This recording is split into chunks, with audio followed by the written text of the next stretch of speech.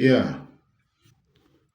Good morning, good afternoon, good evening, based on your time zone and depending on the time this video gets to you. Please, I will appreciate if you pay good attention. Don't be in a hurry to scroll up because I am very convinced that this video is going to be of a great benefit to you. And again, I think today is the first day of January 2025. According to the Gregorian calendar, we have stepped into the new year, which is not original. We all know that actually, but let's take it that way it is right now. I have an important message that I've come to pass across to us here this evening. I will appreciate you pay good attention and make sure you keep today's date.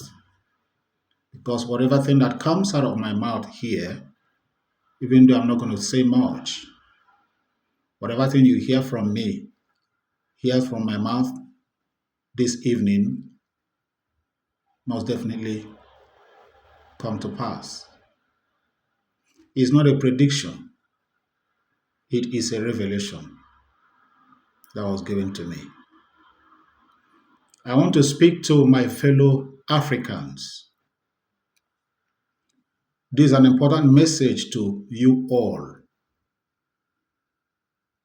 East Africa, West Africa, South Africa, and North Africa.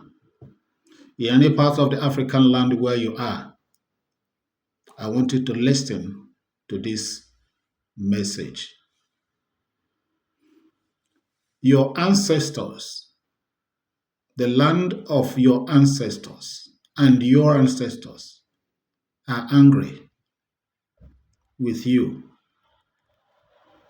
The reason why what is happening in Africa is happening today, and it seems as if there's no remedy to what is happening to Africa, is because of the anger of the African ancestors that are being insulted, not necessarily by your slave masters, but by you, the Africans. Africans, you have insulted your ancestors, disgraced the gods of your land, and humiliated them. And they are very, very angry. And as long as this anger remains, Africa can never be free. Even in this 21st century, in this global awareness now, Africans have chosen to be so adamant, refusing to retrace their steps back to their origin and back to their original source of existence. And I want to tell Africans, as it was revealed to me, that if Africans does not make haste now to go back to their root, to go back to their origin, to get connected back to nature as it was with them originally and their ancestors. The global tsunami that is about to hit the planet Earth might annihilate Africa, might wipe Africa away from the surface of this earth. Africans were originally made to be intelligent, wise, strong, and have goodwill and good courage. Your enemies saw that and they manipulated you into believing what is false and fake. Though it happened to our ancestors who were ignorant, but right now, hundreds of years and centuries have gone by, and they have allowed us to come to terms with reality and understand whom we are. And that is why you are seeing and hearing this about this global awakening everywhere.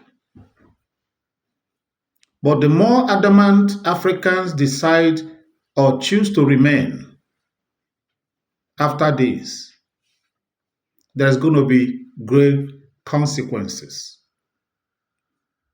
which the African continent may not be able to bear or to withstand. Now, I want to speak also to a tribe, a particular tribe in Nigeria, which is the Igbo tribe. The Igbos, Ndi Igbo, this is time for you to wake up. Unu bụ Ndi Igbo, Asian people. You have culture, you have tradition, you have ways and ways of life. They lay down rules and principles by Chukwu Okike Abiama. From the time of your ancestors, they worshipped Chukwu Okike Abiama. They were connected with nature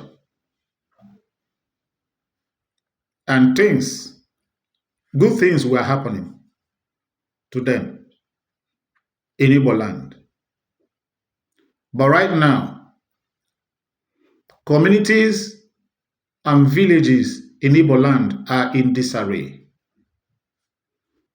because of this singular reason of ignoring, abandoning, insulting, and spitting on the face of your ancestors.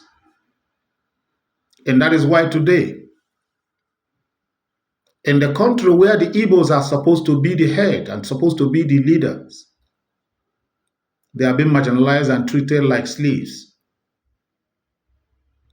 If you don't return back to the ways of your ancestors, make peace with your ancestors, reconcile with your ancestors,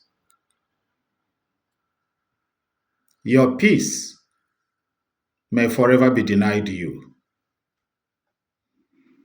I have a message, even though I don't like mentioning people's name in my videos, but this is a message so important that I will have to mention this name.